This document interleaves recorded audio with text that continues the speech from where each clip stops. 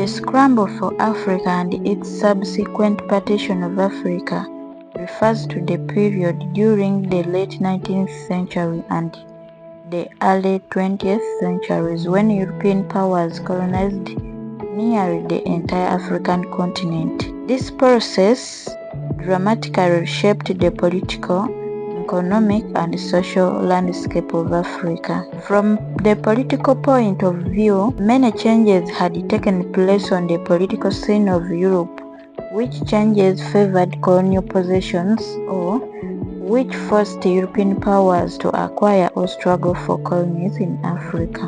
In the first instance, Europe had overcome most of its political problems. The continent had been rid of the anarchists, those who had jeopardized the European peace and tranquility, the likes of Napoleon Bonaparte, European monarchs, and others. In their place, there arose new men of imperial ambitions such as Salisbury and Bismarck. According to A.J.P. Taylor in his book, he argued that it was because of the forces of nationalism that nations acquired territories. Between 1880 and 1900, European nations competed with one another to become world powers. By 1879, France had got political stability and was now in position to extend her political sovereignty. Italy and Germany had got unified respectively. The unifications of German and Italian states and the emergence of strong nations that desired to be glorified had pushed them into the colonial arena. The competition of the unifications meant that there was no more room and territories in Europe for colonizing. This party explains why the European powers turned to Africa. The unifications of Italy and Germany had led to the French loss of Alsace and Lorraine, which were rich in coal and iron. This drove the French crazy to look for territories or colonies elsewhere for compensation. It is imperative to note that the second half of the 19th century was an era of empire building when men decided to die for the sake of expanding their home's empire. The likes of Karl Peters, Captain Lugard, Cecil Rhodes, and Lord Kitchener. It is also argued that European powers struggled for colonies with a motive of balance of power. It was after British acquisition of Egypt in 1882 that other European powers also rushed to have colonies in Africa. France struggled for colonies in West Africa because she wished to maintain the balance of power, having lost Alsace and Lorraine into Germany in the Franco War. The calling and conclusion of the 1884 to 1885, chaired by Otto von Bismarck, the then Chancellor of Germany, the European powers agreed on the principle of effective occupation, which replaced the hinterland theory. The principle of effective occupation then sent European powers world in search and annexation of territories because this was the only way to justify that the territories belonged to them. This explains why many trading companies were granted charters to occupy territories on behalf of their home government, thus colonization. Nigeria was the first West African country to be affected by Scramble and Partition in Africa. This refers to the period during the late 19th and early 20th century when European powers aggressively divided the African continent into colonies for exploitation and control. Nigeria was one of the key regions affected by this scramble. Before European colonization, what is now known as Nigeria was home to various powerful kingdoms and empires, including the Oyo Empire, the Benin Kingdom, the Hausa City States, and the Igbo people in the southeast. These societies had their own system of governance, culture, and trade. However, the desire for African resources strategic control, and the European competition for territorial expansion led to the scramble for Nigeria. Europeans first arrived on the West African coast in the 15th century, initially for trade. By the late 18th century, European influence was expanding, with Britain becoming the dominant colonial power in the region. Britain's interest in Nigeria grew due to its valuable resources, including palm oil and later tin, which were critical to European industrialization. The Royal Niger Company was set up to control trade along the River Niger, leading to increased British intervention in the region. Nigeria's location along the coast and inland waterways made it strategically important for European powers, especially for Britain, which sought to control trade routes and establish a buffer against France's expansion from the north. In 1894, European powers met at the Berlin Conference, which formalized the process of dividing Africa among European powers. In this conference, the British and French were the main players concerning Nigeria. The British were particularly interested in Nigeria due to its strategic position, resources, and potential for economic exploitation. The French, meanwhile, were expanding southwards from French Sudan, which is now Mali. This created competition for British interests in the region. By the early 20th century, Britain had consolidated control over most of Nigeria. The British initially ruled the region through a combination of indirect and direct rule, often depending on existing political structures. In 1900, Britain formally declared the Protectorate of Northern Nigeria, and in 1914, it merged the Northern and Southern Protectorate to create the Colony and Protectorate of Nigeria. This union was largely motivated by the desire for economic efficiency, though it combined the regions with distinct cultures, languages, and religions. The borders drawn by the Europeans ignored the ethnic, cultural, and political realities of the people who lived there. The north, with its Muslim Hausa-Fulani Emirates, was very different from the predominantly Christian and animist Yoruba and Igbo regions in the south. This created tensions that persisted well after independence. The creation of Nigeria as a single entity from different ethnic groups, each with their own history and system of governance, sowed the seeds for ethnic tensions. The North, with its Muslim population, felt politically and economically superior to the South, which contributed to the conflicts that would eventually culminate in Nigeria's Civil War of 1967 to 1970. The British colonial administration focused primarily on the extraction of resources from Nigeria. The southern regions, particularly the Igbo areas, became key suppliers of palm oil and other raw materials, while the northern area were focused on agricultural production. Nigeria gained independence from Britain in 1960, but the legacy of colonialism, including arbitrary borders, ethnic divisions, and economic dependence on exports, persisted. Nigeria's struggle to form a cohesive nation identity has been shaped by the diverse ethnic groups and the way the British ruled them. The ethnic tensions by the colonial partition came to a head with the Biafran War, where the southeastern Igbo majority region declared independence as the Republic of Biafra. The war fueled by ethnic and political divisions. This was a tragic consequence of the way Nigeria was carved up during the scramble. Even after independence, Nigeria continued to grapple with issues of federation, resource control, and religious tensions. problems that were largely rooted in the colonial experience.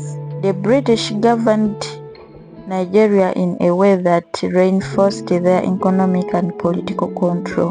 The British colonial strategy in Nigeria, like in many other parts of Africa, combined direct and indirect rule, though with some regional variations. In northern Nigeria, the British employed a system of indirect rule, where they ruled through existing local monarchs and traditional leaders. This was largely due to the already established political structures, particularly the emirates of the Hausa Fulani people. The British believed this method would be more efficient and cost, as they could revenge the existing power structure. The Emir of Sokoto, for example, became a key British ally in maintaining control. In contrast, the British had to administer direct rule in South, where the political structure were less centralized. The southern regions, including the Yoruba and Igbo areas, were more decentralized and had a local governance system that the British had to navigate, often replacing indigenous authorities with their own appointees. Before the British formally took control, the Royal Niger Company had operated in Nigeria, particularly in the Niger Delta and along the Niger River. It was granted a charter by the British government to control trade and resources, including the palm oil and minerals. The company's operations led to the foundation for formal British colonizations, and its actions helped to solidify British dominance in Nigeria. The British Colonial Company was focused on the extraction of raw materials from Nigeria. Southern Nigeria, particularly around the Niger Delta and the southern regions, became key exporters of palm oil in industrial products in Europe. The British invested in infrastructure, particularly railroads, to facilitate the extraction of resources. The railroads were primarily constructed to connect resources-rich areas with ports for export, and these developments were largely designed to serve British economic interests. In 1914, the British government took a significant step by amalgamating the Southern Nigeria Protectorate and the Northern Nigeria Protectorate into one colony, Nigeria. This was done for administrative efficiency, particularly in terms of collecting taxes and coordinating economic activities. This amalgamation merged two vastly different regions, the predominantly Muslim North and the Christian in the South. The division reflected significant cultural, ethnic and religious differences. The northern regions was controlled by the Hausa Fulani Emirates and had a feudal system, while the south was dominated by urbanized kingdoms like the Yoruba and Igbo. The amalgamation ignored these stark differences, leading to ongoing conflicts after independence. The imposition of indirect rule in the north and direct rule in the south had long-term effects on government structures. While the north had a centralized and hierarchical political system that was amenable to British control, the south had a more diverse political structure that led to a more complex colonial administration. The British did not prioritize education for Nigerians, particularly in the early years of colonization. Education in the colony was designed to create a small, educated elite that could serve the colonial administration. Missionary schools were the primary institutes for education, but they were concentrated in southern Nigeria. The north, due to its conservative Muslim rulers, was resistant to formal education, and as a result, the northern region lagged behind the south in education development. The British colonial system had a profound effect on Nigerian society, reinforcing social hierarchies and creating divisions along ethnic, regions, and regional lines. These divisions were further entrenched by the British use of ethnic favoritism to govern, often supporting one ethnic group over another in administrative matters.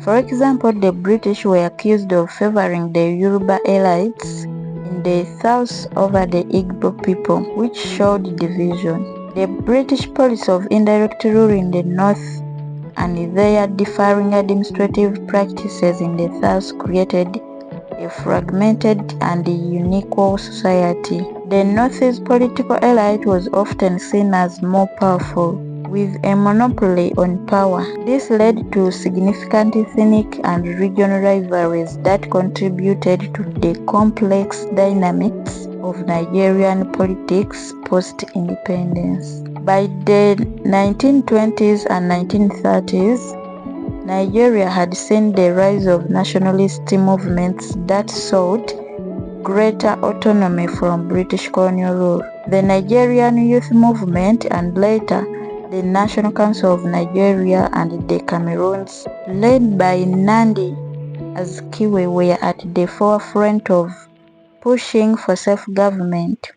Over time, Nigerians from various ethnic and religious backgrounds began to unify in their demand for independence. The Second World War had a significant impact on Nigerians' nationalism. The British used Nigerian soldiers during the war, and after the war, there was a growing sense of dissatisfaction with colonial rule, fueled by the desire for self-determination. Economic changes and the decline of British power after the war also contributed to the push for independence. The British began implementing gradual reforms to prepare Nigeria for self-rule, including a series of constitutions and the establishment of legislative bodies. The Lagos colony was the first to be given representative government in 1922, and by 1954 Nigeria had achieved full self-government. Nigeria finally gained independence on October 1, 1960, becoming a federation under British parliamentary governance. However, the tensions and divisions fostered during the colonial era would continue to affect the country's political landscape. The partitioning of Nigeria and the imposition of artificial borders contributed to the ethnic and regional rivalries that persist to this day. The creation of a country with over 250 ethnic groups, including large population of Hausa Fulani, Yoruba, and Igbo people, set the stage for political, social, and economic struggles. As mentioned earlier, ethnic divisions and competitions for political power led to the Biafran War. This was a bloody civil conflict that was rooted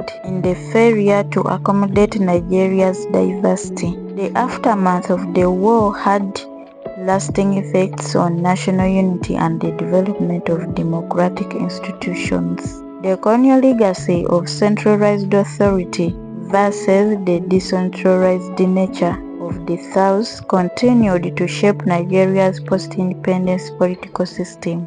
Nigeria's federal structure was intended to balance power among its diverse regions, but tensions over resources allocation and political power remain a major challenge. Nigeria's economy, which was shaped by British exploitation, remained heavily reliant on a few exports, particularly oil in the 20th century.